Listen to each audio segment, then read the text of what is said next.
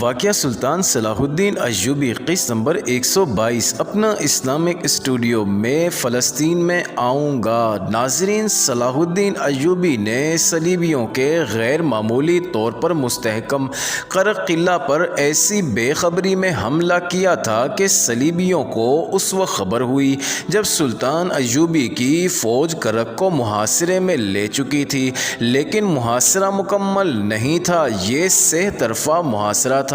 جاسوسوں نے سلطان ایوبی کو یقین دلایا تھا کہ کرک شہر کے مسلمان باشندے ان چھاپہ ماروں کے ساتھ، جنہیں سلطان ایوبی نے پہلے ہی شہر میں داخل کر دیا تھا، اندر سے قلعے کی دیوار توڑ دیں گے۔ محاصرے کے چوتھے پانچویں روز اندر سے ایک جاسوس نے باہر آ کر سلطان ایوبی کو یہ اطلاع دی کہ تمام چھاپہ مار اور چند ایک مسلمان شہری دیوار توڑنے کی کوشش میں شہید ہو گئے ہیں۔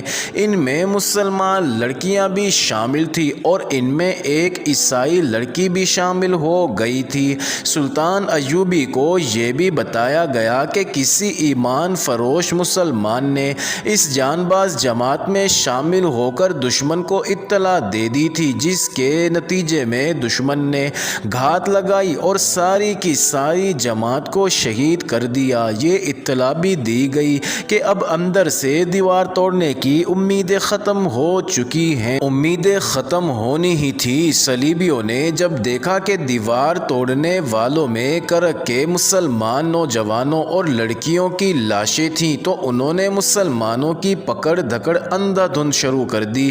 لڑکیوں تک کو نہ بخشا گیا، جوانوں کو بیگار کیمپ میں، بوڑھوں کو ان کے اپنے گھروں میں اور جوان لڑکیوں کو قلعے کی فوجی بیرکوں میں قید کر دیا گیا۔ ان میں سے کچھ لڑکیوں نے خودکشی بھی کر لی تھی، کیونکہ وہ جانتی تھی کہ کفار ان کے ساتھ کیا سلوک کریں گے۔ صلاح الدین ایوبی کو بھی یہی غم کھانے لگا کہ کرک کے مسلمانوں کو یہ قربانی بہت مہنگی پڑے گی۔ اس نے جب ان جان بازوں کی خبر سنی تو اپنے نائبین سے کہا، یہ کارستانی صرف ایک ایمان فروش مسلمان کی ہے۔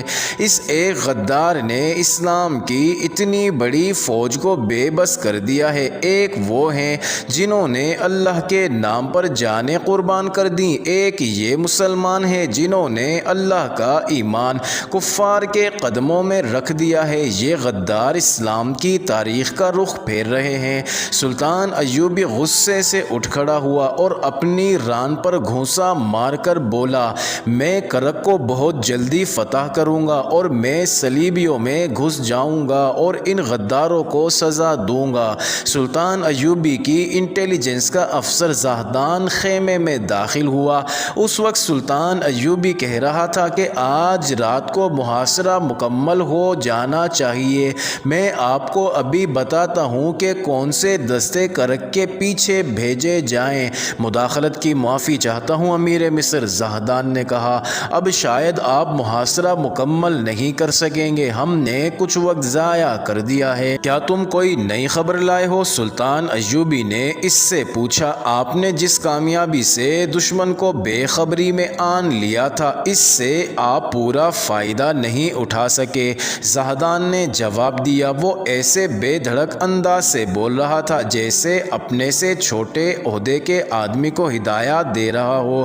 سلطان ایوبی نے اپنے تمام سینئر اور جونیئر کمانڈروں اور تمام شعبوں کے سربراہوں سے کہہ رکھا تھا کہ وہ اسے بادشاہ سمجھ کر فرشی سلام نہ کیا کریں، مشورے دلیری اور خود اعتمادی سے دیں اور نکتہ چینی کھل کر کیا کریں۔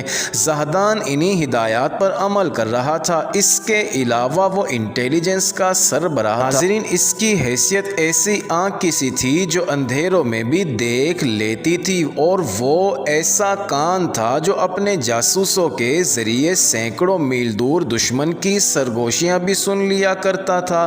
سلطان ایوبی کو اس کی اہمیت کا احساس تھا۔ وہ جانتا تھا کہ کامیاب جاسوسی کے بغیر جنگ نہیں جیتی جا سکتی، خصوصاً اس صورتحال میں جہاں صلیبیوں نے سلطنت اسلامی میں جاسوسوں اور تخریب کا جال بچھا رکھا تھا۔ سلطان ایوبی کو نہایت اعلیٰ اور غیر معمولی طور پر ذہین اور تجربہ کار جاسوسوں کی ضرورت تھی۔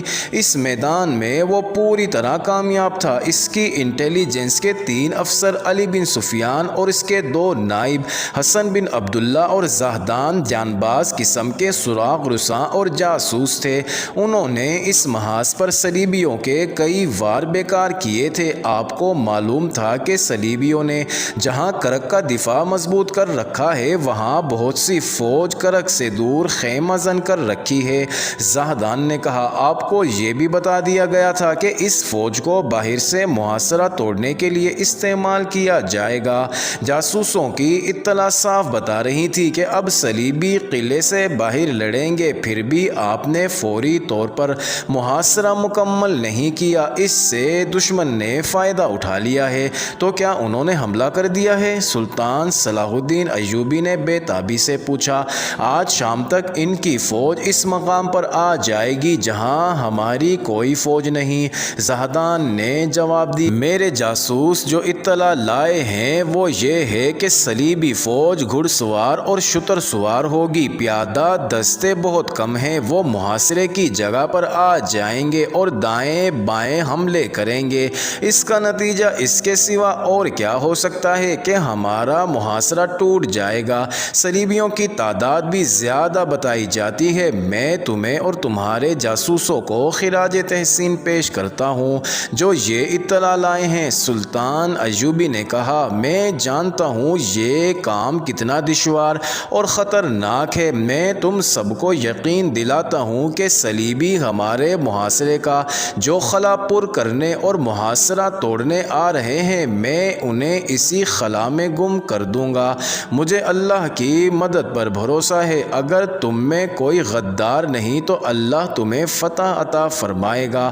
ابھی وقت ہے، ایک نائب سالار نے کہا۔ اگر آپ حکم دے تو ہم محفوظہ کے 3-4 دستے صلیبیوں کے پہنچنے سے پہلے بھیج دیتے ہیں۔ محاصرے کا خلا پر ہو جائے گا اور صلیبیوں کا حملہ ناکام ہو جائے گا۔ سلطان ایوبی کے چہرے پر پریشانی یا اضطراب کا ہلکا سا تاثر بھی نہیں تھا۔ اس نے زاہدان سے پوچھا، اگر تمہاری اطلاع بالکل صحیح ہے تو کیا تم بتا سکتے ہو کہ صلیبی فوج کس وقت حملے کے مقام پر پہنچے گی؟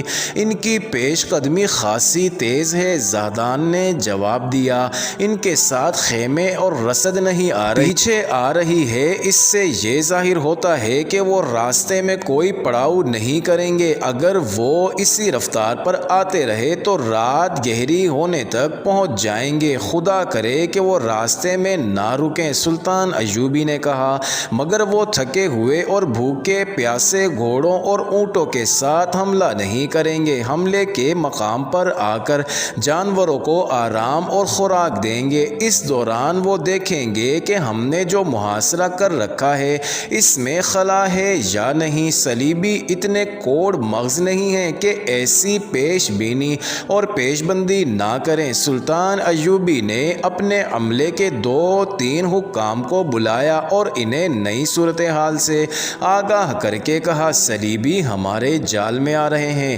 قلعے کے عقب میں ہم نے محاصرے میں جو خلا چھوڑ دیا ہے اسے اور زیادہ کھلا کر دو۔ دائیں اور بائیں کے دستوں سے کہہ دو کہ ان پر عقب سے حملہ آ رہا ہے، اپنے پہلوؤں کو مضبوط کر لیں اور دشمن کو اپنے درمیان آنے دیں۔ کوئی تیر انداز حکم کے بغیر کمان سے تیر نہ نکالے۔ اس قسم کے احکام کے بعد سلطان ایوبی نے پیادہ اور سوار تیر اندازوں کے چند ایک دستوں کو جو اس نے ریزرو میں رکھے ہوئے تھے سورج غروب ہوتے ہی ایسے مقام پر چلے جانے کو کہا جو صلیبیوں کے حملے کے ممکنہ مقام کے قریب تھا۔ ناظرین، وہ علاقہ میدانی نہیں تھا اور صحرا کی طرح ریتیلا بھی نہیں تھا، وہ ٹیلوں، چٹانوں اور گھاٹیوں کا علاقہ تھا۔ سلطان ایوبی نے چھاپا مار دستوں کے کمانڈر کو بھی بلا لیا تھا۔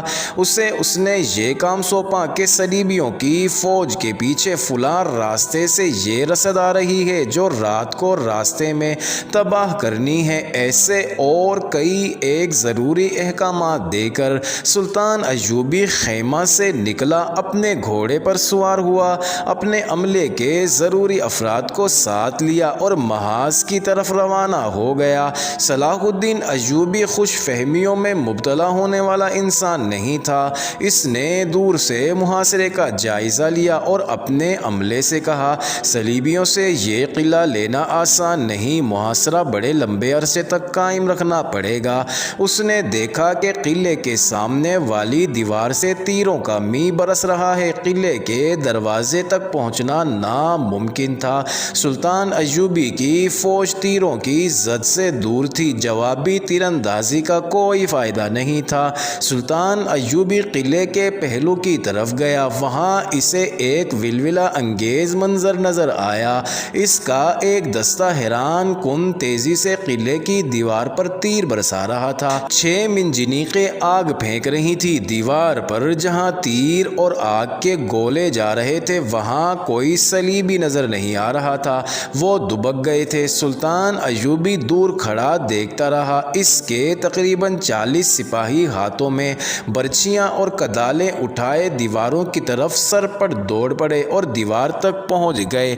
قلعے کی دیوار پتھروں اور مٹی کی تھی، انہوں نے دیوار توڑنی شروع کر دی۔ اسی مقصد کے لیے اوپر تیر اور آگ کے گولے برسائے جا رہے تھے، اوپر سے دشمن ان پر دیوار توڑتے وقت تیر نہ چلا سکے۔ معزز ناظرین، انٹرسٹنگ ویڈیو جاری ہے، اگلی ویڈیو کس